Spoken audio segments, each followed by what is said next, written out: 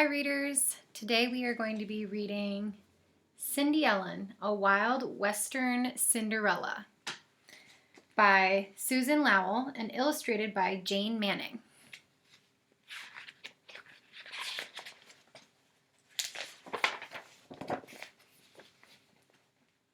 Once there was a rancher who married for his second wife the orneriest woman west of the Mississippi. She was meaner than a rattlesnake, and she had two daughters who were the spitting image of her.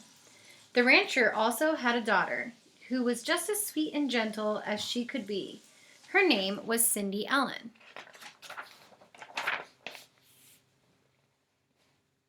Cindy was a pretty good cowgirl, too. Riding her little gray horse, she wrangled and roped and galloped and loped with the best buckaroos on the range. But as soon as the wedding was over, that snaky old stepmother began to pick on poor Cindy Ellen. She was so good she made her stepsisters look bad. So her stepmother made her do all the dirty work around the ranch. "Mend those fences, tend those cows," she would yell, "and shovel out that corral." The stepsisters never did a lick of work all day, but Cindy didn't dare complain to her daddy because his new wife wore the pants in the family. When her chores were done, the poor girl used to sit down and rest among the ashes and cinders at the edge of the fireplace, so her older stepsister nicknamed her Cinder Bottom. The youngest sister called her Cinderella, but underneath her dirty old clothes, Cindy Ellen was still as pretty as a peach.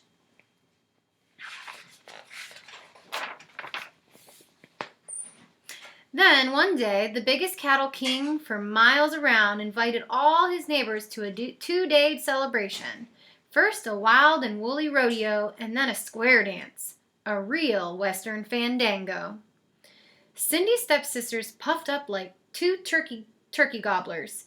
Even though they couldn't ride, they decided to gussy themselves up and fit to kill and enter the rodeo. Nice, patient Cindy Ellen ironed their frilly skirts and frizzed their hair for them. "Don't you wish you could go too, Cinderbottom?" sneered the older sister. "Aw, you're just poking fun at me," said Cindy sadly.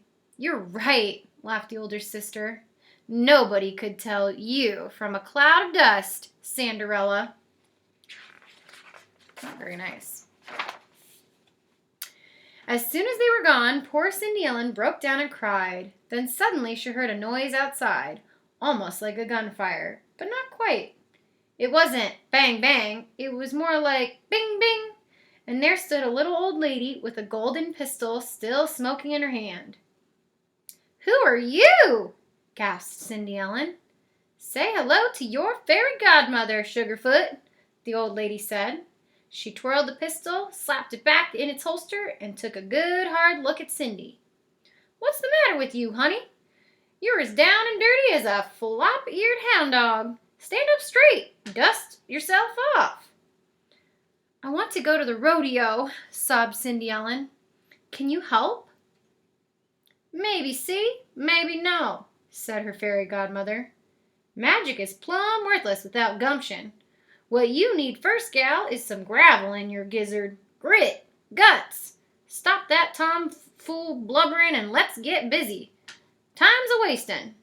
She reached for her golden six-gun and Cindy yelled, "Don't shoot!" But her godmother had already fired, straight up in the air.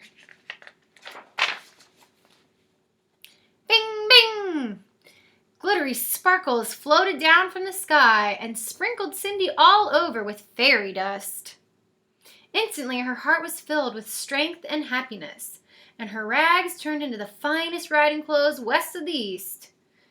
A creamy white Stetson hat crowned her shining hair. Golden buckskin chaps encircled her legs, and a pretty little pair of cowboy boots hugged her feet like gloves. Buckled to the heel of each boot was a spur that shot out rays of fiery light. Those spurs were set with diamonds as big as sugar lumps. "Now," said her fairy godmother briskly, "where's that horse of yours?" She fired her magic pistol into the air. Zing! And Cindy's little gray horse became a little silver horse with a softly sparkling coat. His hooves glittered as he pawed the ground. "Hit the trail, honey," the old lady said. "Remember, there ain't no horse that can't be rode, and there ain't no man that can't be throwed. And one more thing, get home by midnight, gal, or you'll be sorry." When Sidney Allen pulled up to the rodeo, everybody turned and stared at the dazzling stranger on the silver horse. The rich rancher's son, a rodeo champion by the name of Joe Prince, came forward wearing the biggest belt buckle you ever saw, and swept his hat off his head. "Pleased to meet you, ma'am," he said. "Likewise," said Cindy.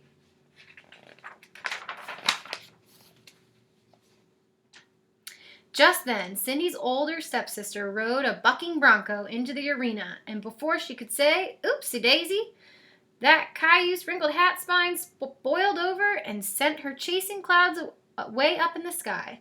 Then she bit the dust.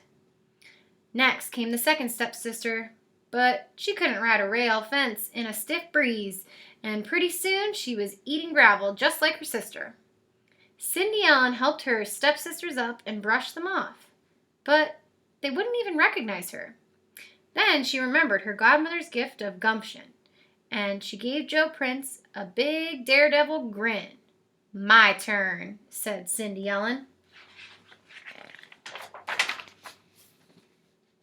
Cindy Allen climbed aboard a salty bronc with a belly full of bed springs, a real rip snorter. She touched him with her diamond spurs, and first he tried to crow hop, and then he cat backed, and he sunfished, and he windmilled, and he jackknifed, but Cindy stuck to the saddle like a postage stamp. "Ride him, cowgirl!" cried the crowd, and Cindy Allen was the winner, with every curl still in place. Next, with a figure eight, a butterfly, and a wedding ring, she won the trick roping event, and then she and her little horse really burned the breeze. They kicked the jackrabbits right off the trail. They left their shadows 20 miles behind them, and they won the horse race. They even beat Joe Prince. But Joe didn't seem to care. He rode herd on Cindy Allen right up to 11:45 at night, when she suddenly recalled her godmother's warning and went galloping home.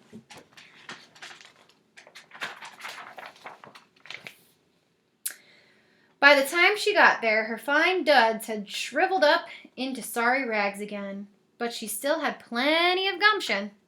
After a while, her stepsisters hobbled in, all stove up from the rodeo. "Ha ha! You missed the champion cowgirl," the older sister jeered. "Nobody knows her name or where she disappeared to."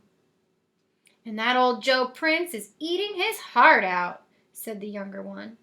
"I bet she comes to the square dance tomorrow night," said Cindy, with her new daredevil grin.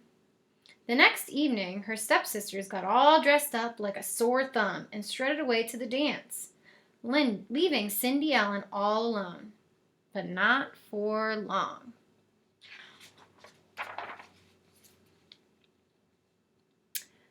"What's that?" she said, peeking out the window. It looked like a cross between a comet and a dust storm. It sounded like silver bells mixed with dynamite. "Let's get cracking, Sweet Pea," shouted her fairy godmother. "You're late. Rustle me up the biggest, dustiest, lumpiest squash you can find." And zingo! The squash became a stagecoach. "Next, we check the trap line," said her godmother. Quick as a wink, she turned 6 cactus mice into 6 dappled horses, a fat pack rat into a stagecoach driver, and a rough, tough horned toad into a stagecoach guard, riding shotgun beside the driver.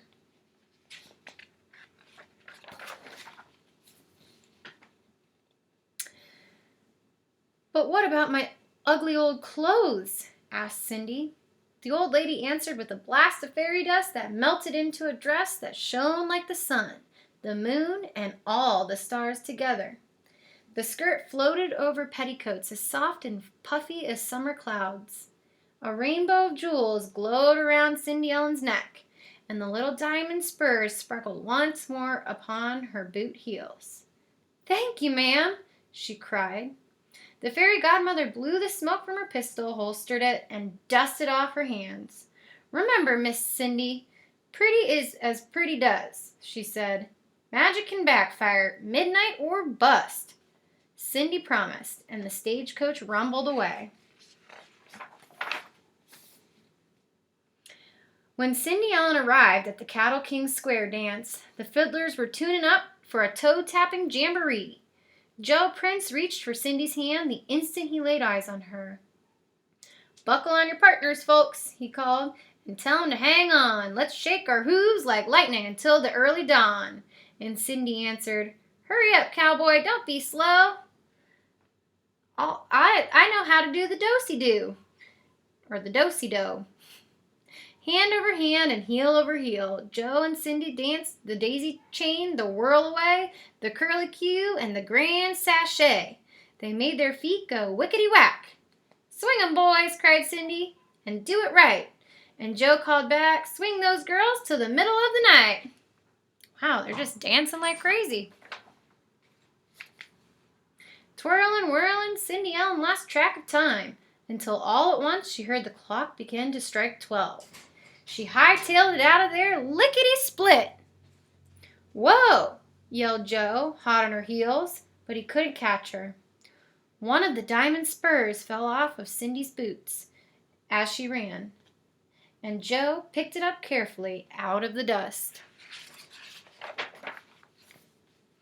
Meanwhile, back at the ranch, not